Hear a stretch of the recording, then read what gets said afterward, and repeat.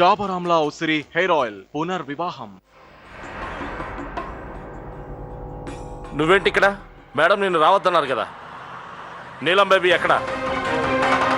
అమ్మాయి గారు ఇక్కడ లేరు, అంతా వెతకండి. మేడం, అమ్మాయి గారు ఇక్కడ లేరు. యశ్వంత్ అమ్మాయి గారిని ఇక్కడి నుంచి తప్పించారు. అలాగే మేడం, అలాగే మేడం.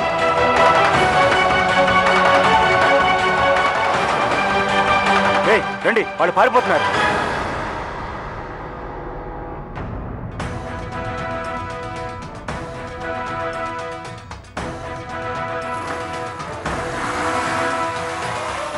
నా బైక్ బైక్ బైక్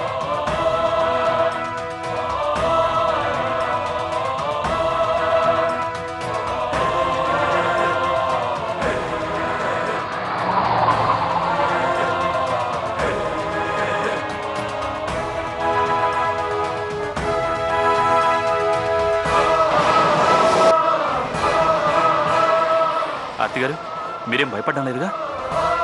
లేదు యశ్వంత్ గారు, నాకు అస్సలు భయం వేయడం లేదు.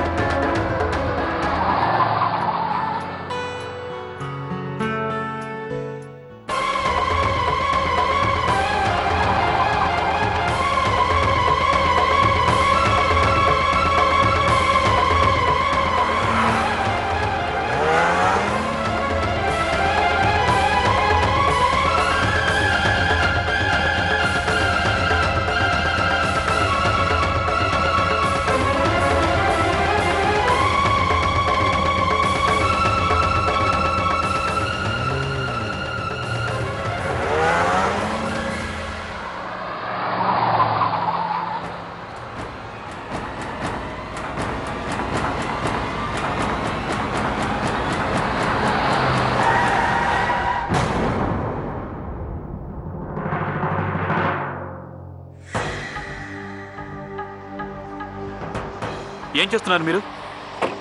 ఎందుకు ఇలా పారిపోతున్నారు? నాపై నమ్మకం లేదా? ఐఎమ్ సారీ యశ్వంత్ గారు, మా మమ్మీ డాడీ మా ఇద్దరి పెళ్లికి ఎట్టి పరిస్థితుల్లోనూ ఒప్పుకోరు. అందుకనే మాకు పారిపోవడం తప్ప ఇంకో మార్గం దొరకలేదు. మీరు మళ్ళీ మరో పొరపాటు చేయబోతున్నారు. మీ పేరెంట్స్ నెట్వర్క్ చాలా ఎక్కువ. ఈ పాటికే పోలీస్ ఫోర్స్ అంతా అలర్ట్ చేస్తుంటారు. కూర్చొని మాట్లాడి పరిష్కరించుకునే విషయాన్ని మీరు ఇంకా క్రిటికల్గా మార్చేశారు. నీలం గారు, మీరు ఇలా చేస్తే గనక మీ పేరెంట్స్ మీ పెళ్లికి ఎప్పటికీ ఒప్పుకోరు. అండర్స్టాండ్? మా పేరెంట్స్ ఏం చేసినా ఒప్పుకోరు. మా ఆంటీ పెళ్లి విషయంలోనే ఇలాగే జరిగింది. ఆ అబ్బాయి కూడా వేరే కాస్ట్ వాడు. అతను ప్రాణాలు కూడా వదిలేశాడు. అయినా మా పేరెంట్స్ మనసు మారలేదు. ఇప్పుడు మాత్రం ఎలా మారుతుంది? మీరన్నట్టుగానే కాలంతో పాటు మీ అమ్మా నాన్నల థాట్స్ మాత్రం చేంజ్ అవ్వలేదు.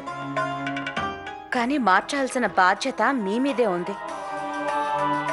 పారిపోవాలన్న ఈ డెసిషన్ మాత్రం కరెక్ట్ కాదు. భయపడకండి, ధైర్యంగా వచ్చి మీ మమ్మీ డాడీలను ఫేస్ చేయండి.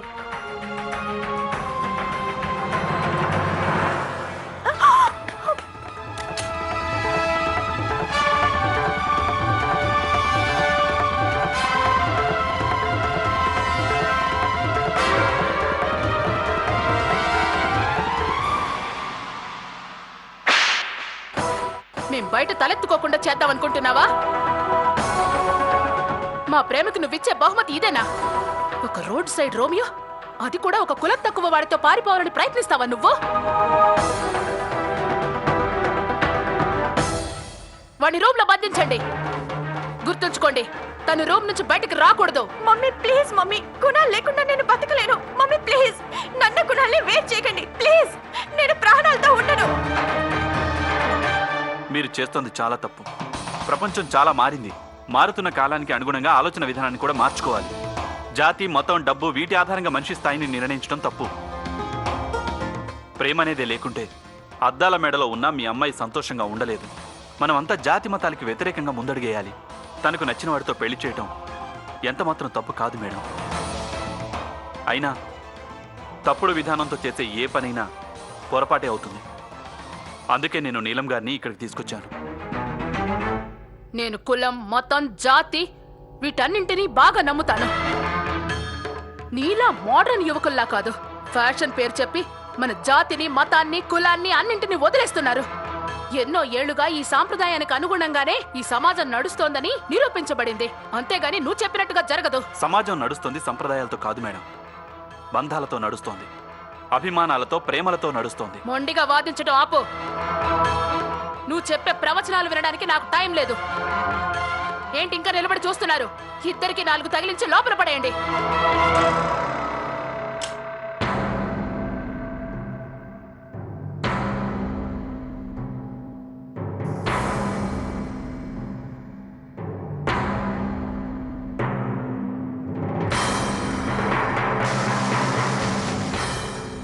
మేడం, అబ్బాయి తరపు వాళ్ళు వచ్చారు.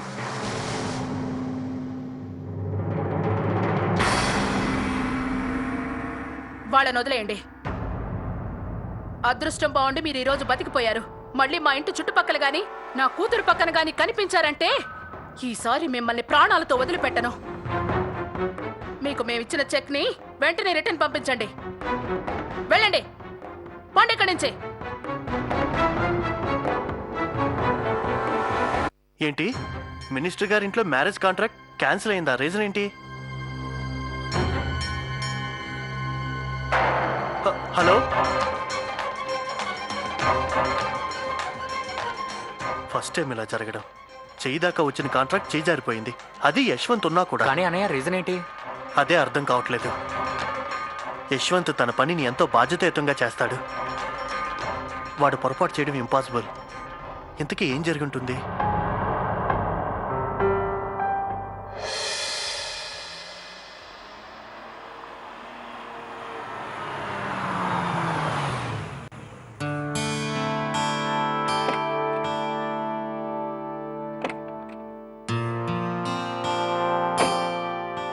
ఆర్తి గారు, మీరు లోపలికి వెళ్ళండి.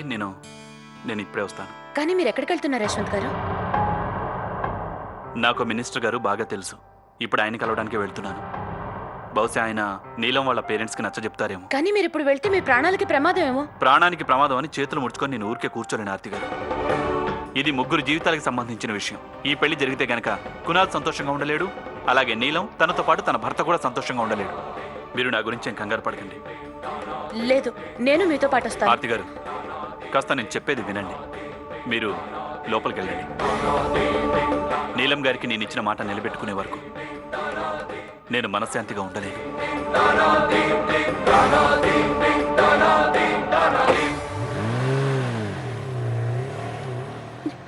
భగవంతుడా, నువ్వే యశ్వంత్ గారిని కాపాడాలి.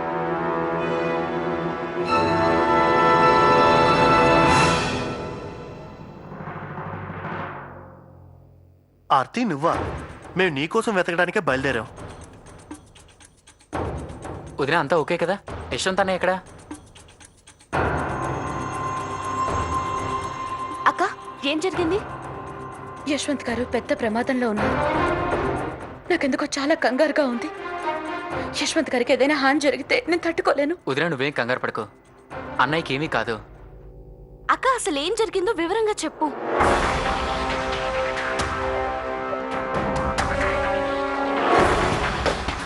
ఏం జరిగింది?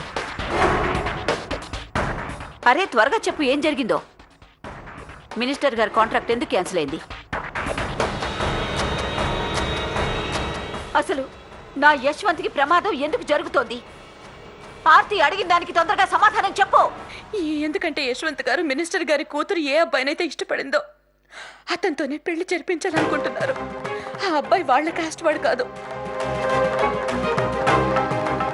అందుకే మినిస్టర్ గారు ఈ పెళ్లిని పూర్తిగా వ్యతిరేకిస్తున్నారు. వాళ్ళని సపోర్ట్ చేసినందుకు ఆయన ప్రమాదంలో పడ్డారు. నాకు చాలా భయంగా ఉంది అత్తయ్య గారు.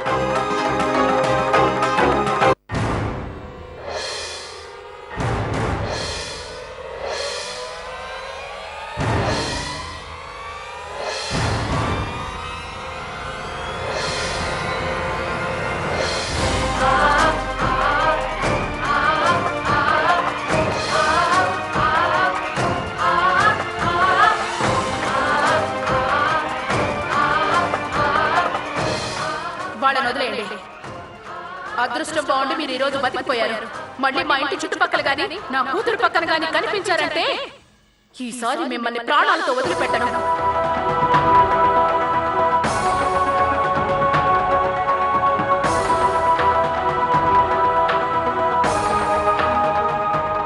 మీరు నా గురించి కంగారు పడకండి. నేను మీతో పాటు వస్తాను. ఆర్తి గారు, కాస్త నేను చెప్పేది వినండి. మీరు లోపలికి వెళ్ళండి.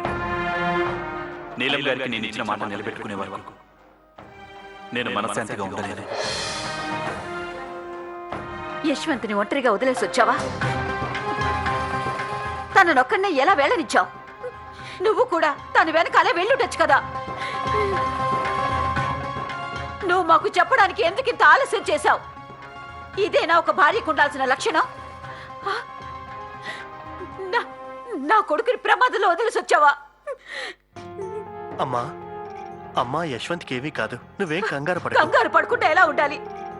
నీకు యశ్వంత్ గురించి తెలుసు కదా. ఇంతకు ముందు కూడా పిల్లాన్ని కాపాడడానికి అని చెప్పి బుల్లెట్ కి అడ్డంగా వెళ్ళాడు. నేను ఆయన్ని కాపాడడానికి చాలా ప్రయత్నించాను, కానీ నేనెంత చెప్పినా వినలేదు అత్తయ్య. నువ్వేం చెప్పినా నేను విన్ను. నా యశ్వంత్ ప్రాణాలతో క్షేమంగా ఇంటికి తిరిగి రావాలి. తనకేమైనా జరిగితే కనుక నేను ప్రాణాలతో ఉండను. దేవుడా, నా బిడ్డను ఎలాగైనా రక్షించు.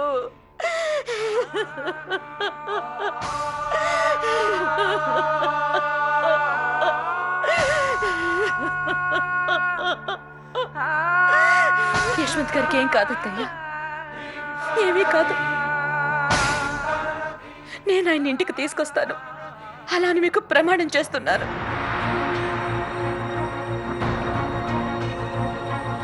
తను మీ కొడుకు మాత్రమే కాదు, నా భర్త కూడా. నా భర్తని క్షేమంగా నేనే ఇంటికి తీసుకొస్తాను. ఇది నా బాధ్యత.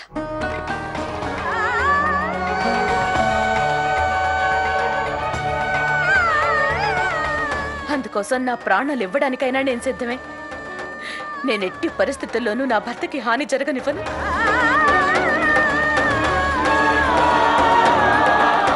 ఆర్తి, ఆగు. ముందు యశ్వంత్ ఫోన్ కలవని. తన ఫోన్ స్విచ్ ఆఫ్ వస్తుంది. అయినా నువ్వు ఒక్కదానివే వెళ్ళి ఎక్కడని వెతుకుతావు? కరెక్ట్ అన్నయ్య. బయట వాతావరణం బాగోకపోవడం వల్ల నెట్వర్క్ కలవడం లేదేమో. యశ్వంత్ అనే తన ఫోన్ ఎప్పుడు స్విచ్ ఆఫ్ చేయడు.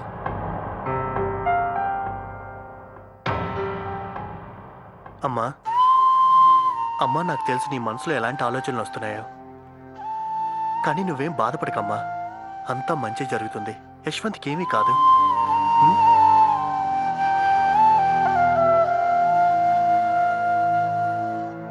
పద ప్రదీప్, యశ్వంత్ని వెతుకుతాం.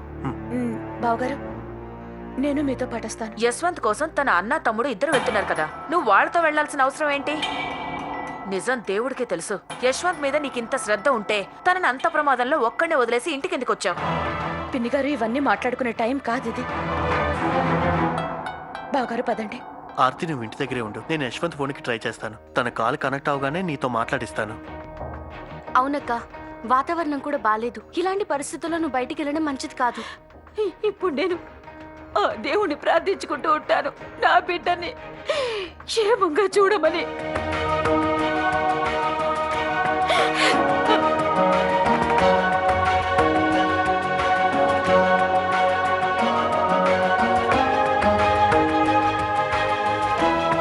పద.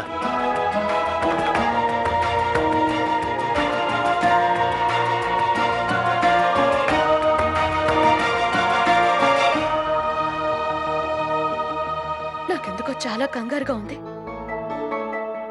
చాలా భయంగా కూడా ఉంది ప్రణతి. ఒకవేళ యశ్వంత్ గారికి ఏమైనా. అక్క, నేను నీ మనసులో ఉన్న బాధను అర్థం చేసుకోగలను, కానీ ఇందాక నువ్వే అన్నావు కదా యశ్వంత్ బావ గారికి ఏ ప్రమాదం జరగదు, నాకు పూర్తి నమ్మకం ఉందని. కాబట్టి అక్క, నీ నమ్మకాన్ని అలాగే ఉండని. యశ్వంత్ బావ గారికి ఏం కాదు. బావని వెతకడానికి పంకజ్ బావ గారు, ప్రదీప్ వెళ్లారు కదా. కావాలంటే చూడు, వాళ్ళు ఖచ్చితంగా యశ్వంత్ బావ గారిని ఇంటికి తీసుకొస్తారు. అక్క, నువ్వు వెళ్ళి ఫోన్ ట్రై చేయి, నేను వెళ్ళి పిల్లల్ని పడుకోబెడతాను.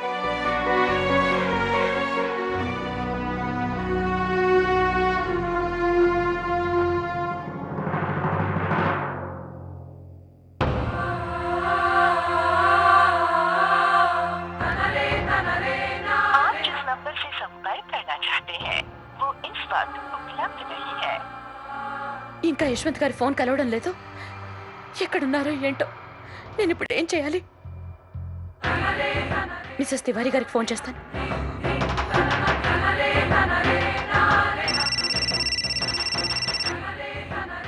హలో హలో మేడం, నేను ఆర్తి సింధి అని మాట్లాడుతున్నాను.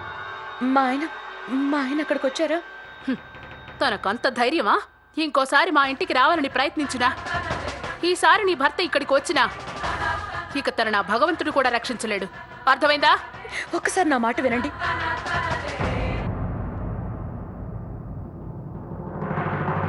ఇప్పుడు ఏం చేయాలి? యశ్వంత్ గారికి మళ్ళీ ఫోన్ చేస్తాను.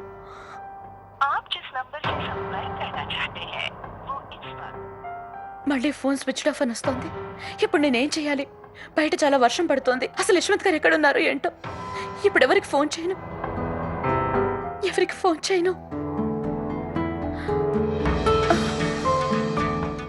Mobile company.